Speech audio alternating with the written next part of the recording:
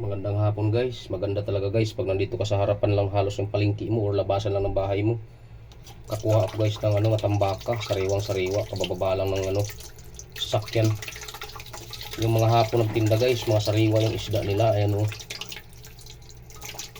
Kasi kaninang umaga sarado sila. Kasi wala silang isda. Ngayon lang hapon dumating isda nila guys, sariwang sariwa.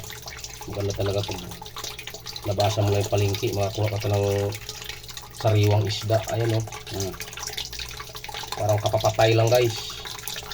Isdang baka po ito. Bumili po ako ng 7 piraso, sasabawin natin. Ayan, pinaprocess natin, nilinisan. Yung iba guys may itlog pa. Ayan guys oh, itlog pa siya.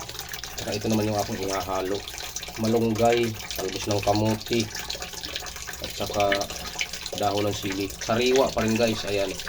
Yan yung kagandahan pag nasa labasan mo lang yung palengke. Ito naman yung aking pinakulo guys. Tignan nyo, natural.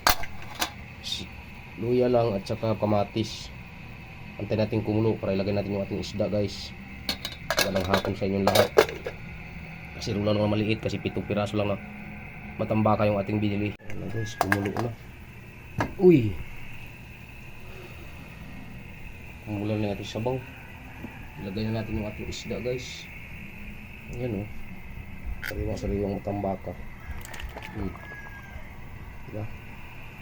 Sabaw tayo guys, pampalakas ng ating baga. Lagay natin ng talbos ng kamuti, malunggay, at saka daw ng sili. Takpan muna natin mga kahabi. Ayan. Ayan na guys yung ating dahon. Ayan o, pinaghalo ko na yung talbos ng kamuti, malunggay, at saka dahon ng sili. Ayan na yung ating isda. Ayan natin. Init.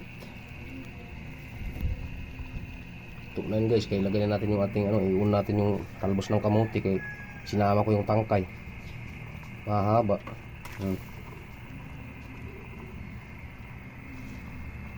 Sunod dahon ng sili. Dahon ng sili yan guys.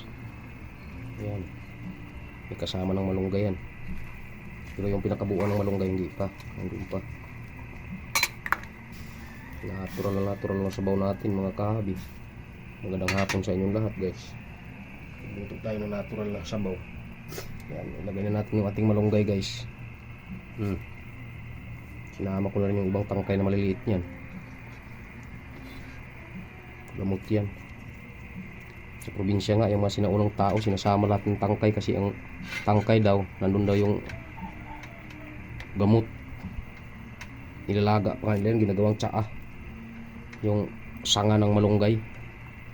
Naalala ko yung mga lulo ko dati. Kaya umabot sila ng matataas na edad guys. Dito puro chemical lang kinakain natin sa Maynila. Kaya luto tayo guys ng sabaw. Kinamatisang matambaka. Tikman natin yung sabaw mga kahabi kung tama sa timpla, kung tama yung sangkap natin ilagay. Shout out sa inyo lahat, mga followers ni Kabi. Kain na tayo guys.